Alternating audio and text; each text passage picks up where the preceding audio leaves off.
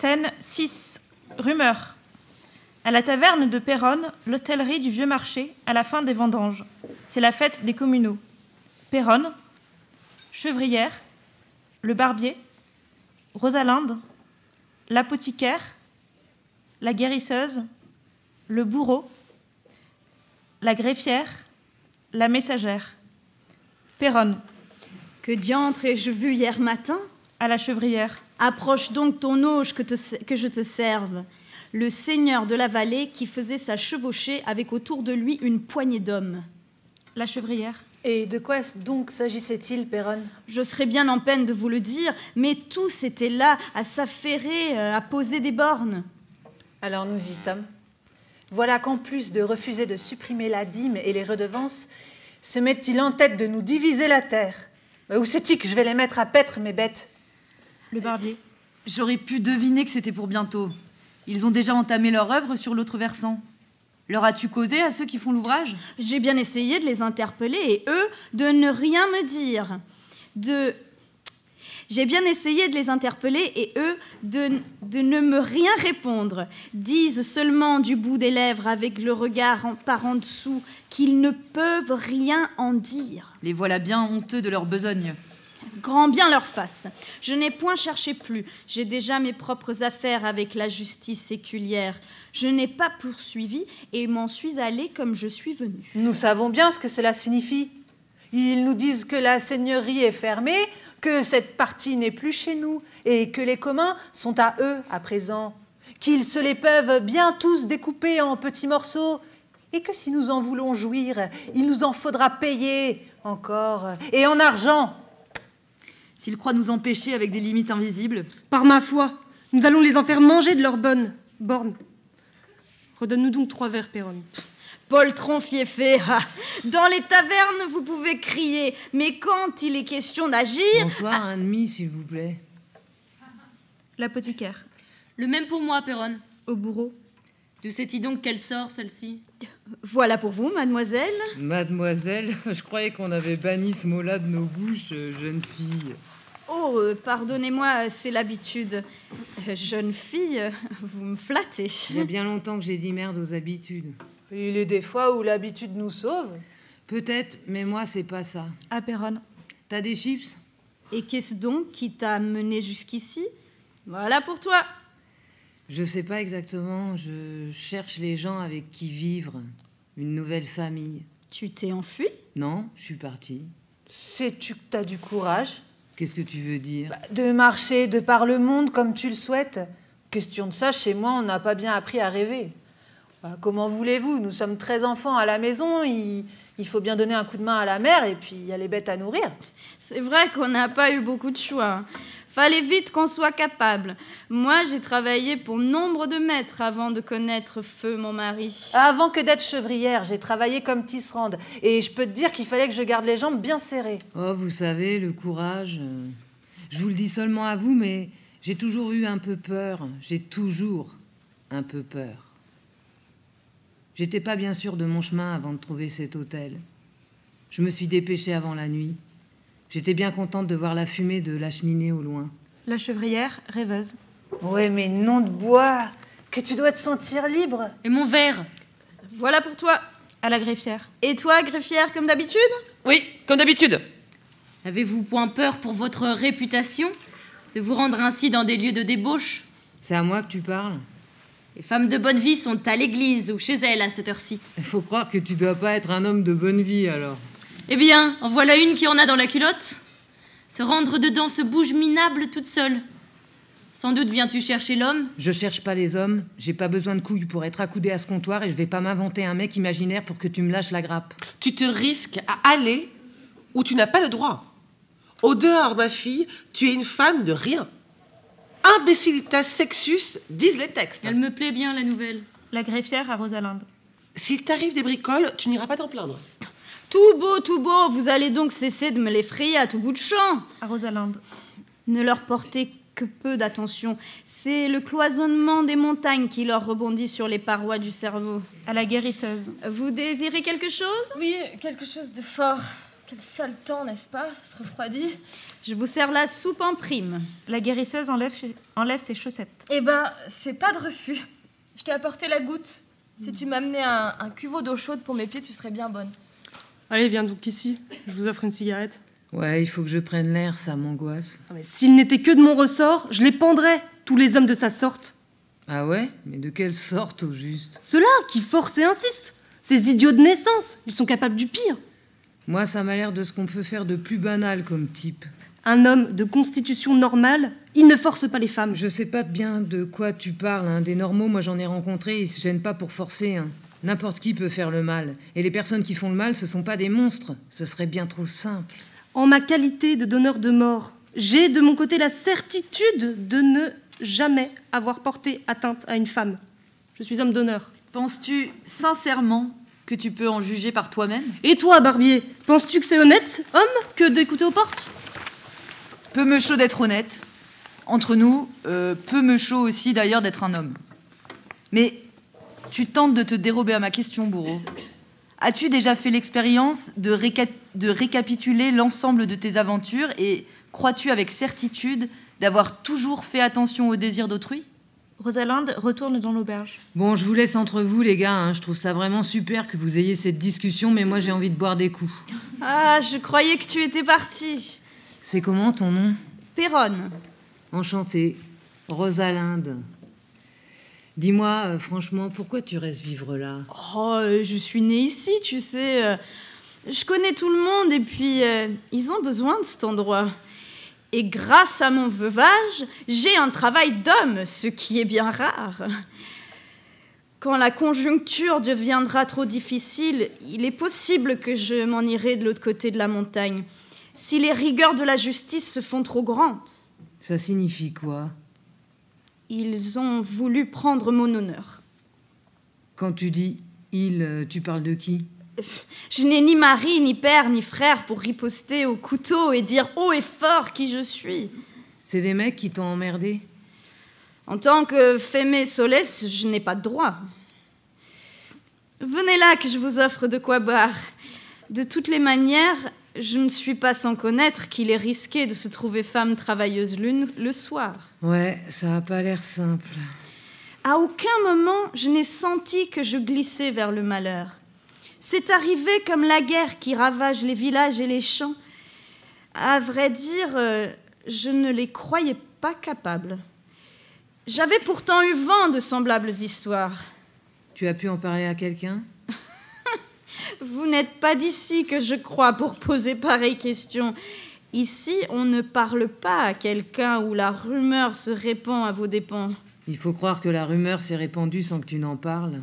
La messagère parle à la cantonade. Messieurs et mesdames, je suis la messagère du rouet.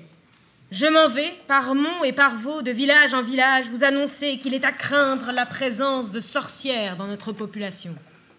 Malheureusement, un de mes chevaux est crevé sur la route.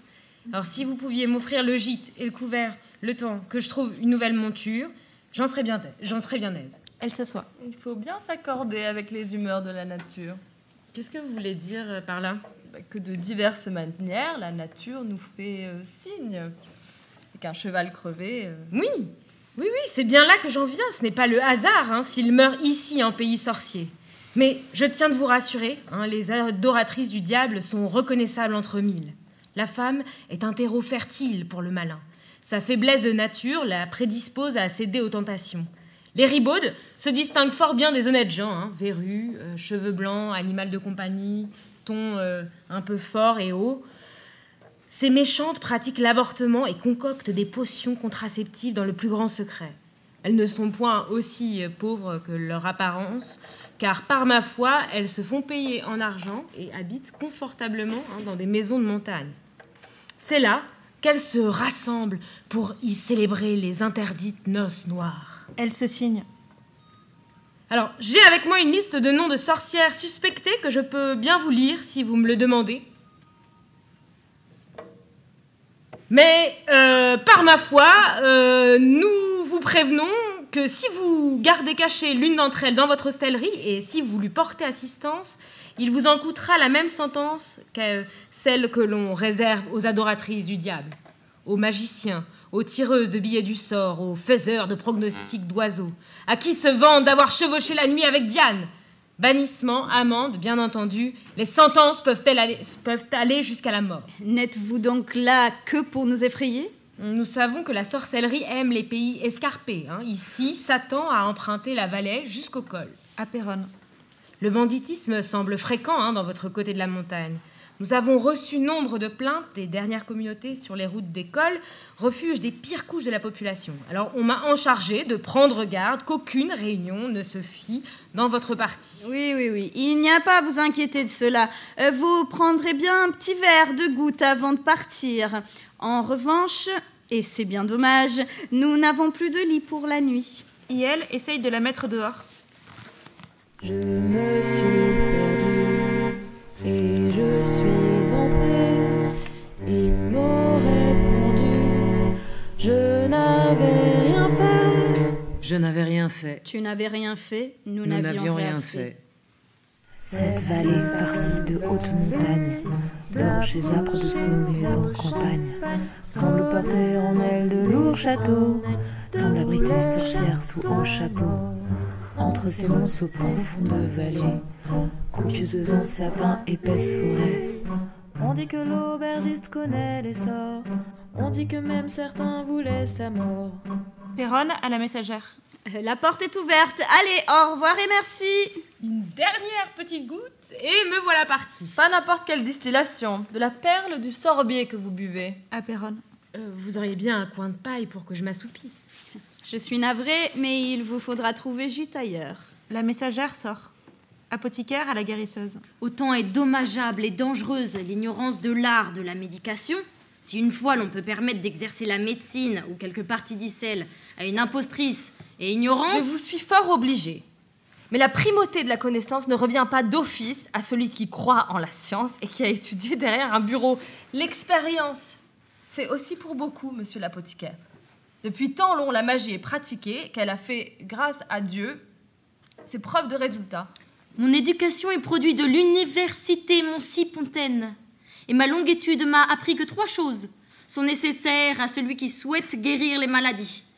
Certes, l'usage et l'expérience, mais aussi la véritable science de la médecine et la science infuse par une grâce divine. Sachez que tout apothicaire que vous soyez, je suis au moins autant utile au public qu'une personne comme vous. Et il n'y a personne qui ait employé la magie par la grâce de Dieu et qui n'ait été soulagé aussi. Personne s'en plaint. La moutarde vous monte au nez, ma chère. Vous autres sages-femmes êtes une menace pour l'humanité. Même s'il m'arrive d'user de mes connaissances des plantes et du corps pour venir en aide aux femmes qui me font visite, je ne suis point sage-femme.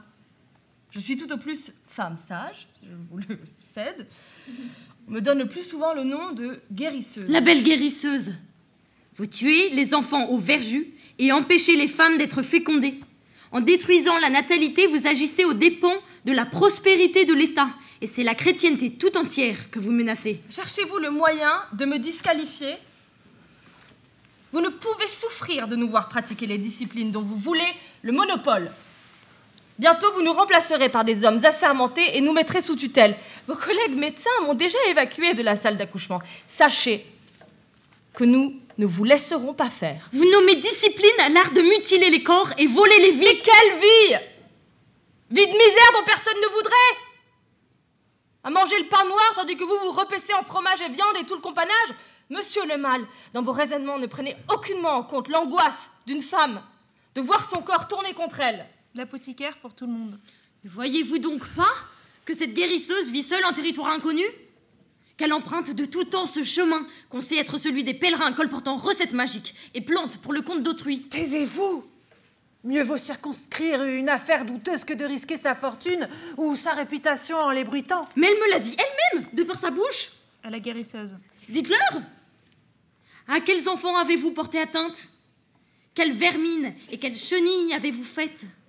Et le mauvais temps que vous avez fabriqué, qui vous y aide? Tout ce que je peux en dire, moi, c'est que c'est la plus honnête femme que j'ai jamais vue. Quand j'étais pris par les sorts et malade, elle m'a imposé les mains et dit les prières qui ont valu mieux qu'un seul de vos médicaments. Je me suis perdue et je suis entrée. Il m'aurait répondu, je n'avais rien fait. Je n'avais rien fait. Tu n'avais rien fait. Nous n'avions rien fait.